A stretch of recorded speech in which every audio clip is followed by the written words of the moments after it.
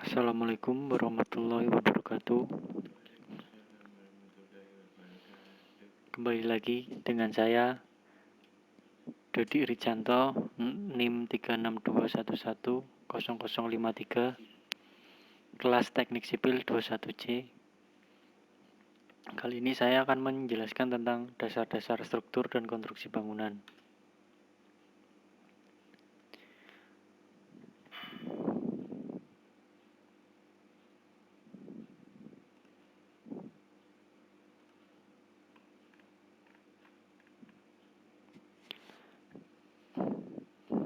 Dasar-dasar struktur dan konstruksi bangunan gedung dan bangunan lainnya erat kaitannya dengan konstruksi bangunan. Dapat dikatakan bahwa konstruksi bangunan adalah rangkaian elemen proses pembangunan yang menghasilkan sebuah bangunan jadi. Secara umum, konstruksi bangunan dibagi menjadi dua kelompok, yaitu bagian atas dan bagian bawah. Bagian atas dari konstruksi bangunan meliputi dinding dan atap. Sedangkan bagian bawah konstruksi bangunan yang berfungsi sebagai penopang utama bangunan yaitu pondasi bangunan. Dalam membuat konstruksi bangunan ada beberapa hal yang dijadikan panduan sebagai pedoman dasar. Berikut dasar-dasar struktur bangunan yang perlu Anda ketahui.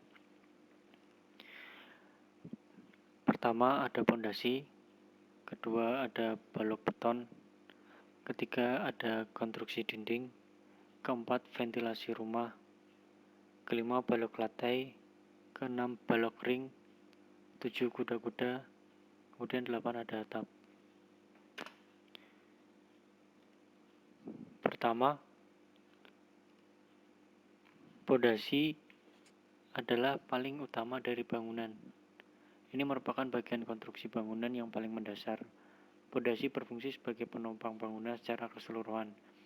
Itu sebabnya dalam proses pembangunan, arsitektur secara berusaha membangun pondasi dengan kokoh agar bangunan yang berdiri di atasnya dapat berdiri dengan aman. Ada 3 hal yang penting harus diperhatikan dalam pembuatan pondasi, yaitu dibangun pada lahan yang tepat, memiliki risiko kecil terkena longsor dan bencana lain, dan tidak rentan pada penurunan tanah. Untuk bahan dasar pembuatan pondasi ini biasanya terbuat dari batu bata, batu kali, atau batu beton. Sementara di zaman dahulu nenek moyang kita membangun pondasi rumah dengan menggunakan kayu. Hal ini biasanya terlihat pada rumah adat yang berbentuk panggung. Kemudian ada balok beton. Sebelum membangun sebuah dinding bangunan, dibuatlah balok beton yang fungsinya meneruskan beban ke pondasi. Pembangunan konstruksi balok beton inilah yang memudahkan dalam membangun sebuah dinding. Untuk mencegah terjadinya penurunan tanah, bangunan biasanya balok beton dibuat dengan menggunakan campuran baja dan beton. Hal ini dimaksudkan agar balok beton mampu menahan bangunan agar tetap sejajar dan tidak mengalami penurunan. 3. Konstruksi dinding. Jika balok beton sudah dibangun dengan kuat, saatnya arsitektur membangun dinding bangunan. Dinding bangunan berfungsi sebagai pemisah antara bagian luar dan bagian dalam bangunan itu sendiri. Dinding tersebut dibangun dengan mengelilingi bangunan yang fungsinya menopang atap bangunan. Tak hanya ada sekeliling bangunan, dinding yang dibuat di tengah-tengah bangunan yang biasanya dijadikan sebagai pembatas rumah, berfungsi pula untuk menahan beban konstruksi yang berada di atasnya. Secara umum ada 3 jenis bahan baku pembuatan dinding, yaitu kayu, bambu, dan beton. Bahan dinding yang terbuat dari kayu atau bambu ini biasanya digunakan untuk pembuatan rumah adat, namun bagi masyarakat biasanya digunakan bahan bambu dan kayu tersebut membangun rumahnya. Pembuatan dinding dengan kayu dan bambu memerlukan biaya yang lebih sedikit daripada menggunakan beton. Tak hanya itu saja, dinding berbahan kayu dan bambu terkesan lebih sederhana. Namun di era modern ini banyak orang memilih dinding berbahan beton yang sifatnya permanen.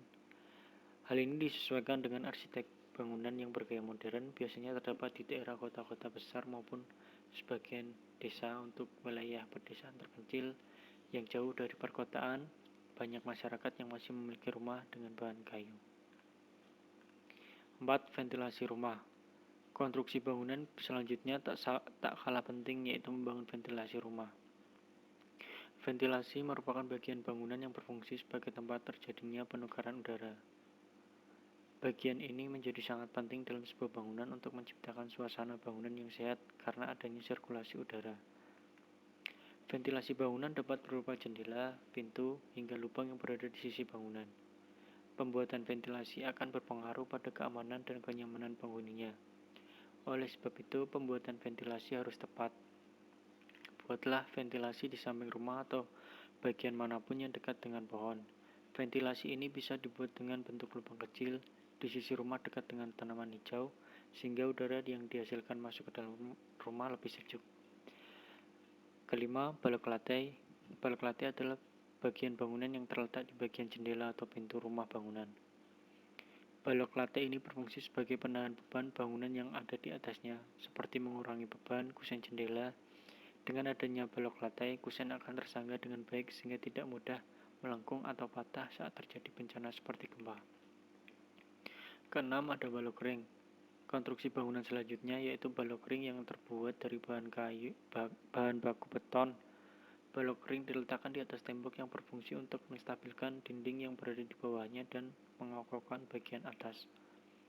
7. Kuda-kuda. Dasar konstruksi bangunan selanjutnya yang tak kalah penting adalah kuda-kuda. Bagian ini berfungsi untuk membuat bagian atas bangunan yaitu atap menjadi lebih kuat.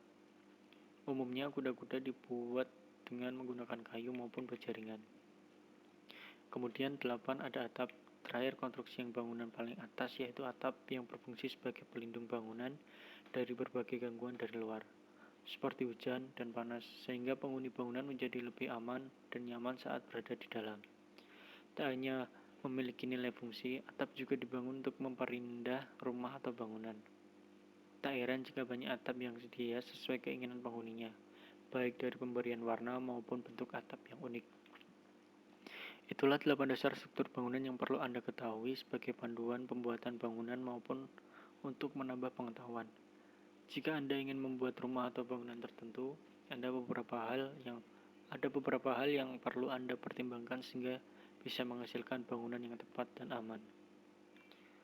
Kemudian, tips membangun rumah yang tepat. Pertama, siapkan perencanaan matang.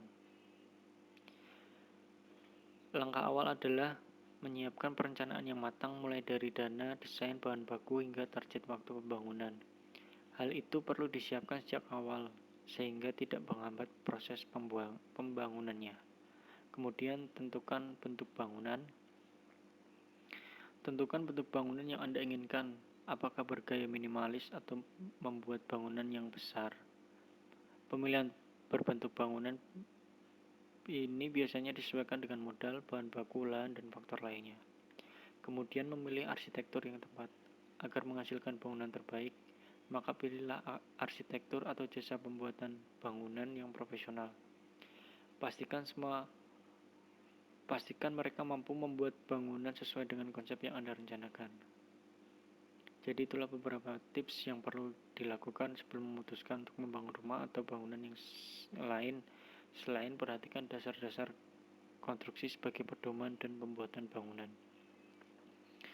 Kemudian, sekian dari saya atas penjelasan materi yang saya uraikan.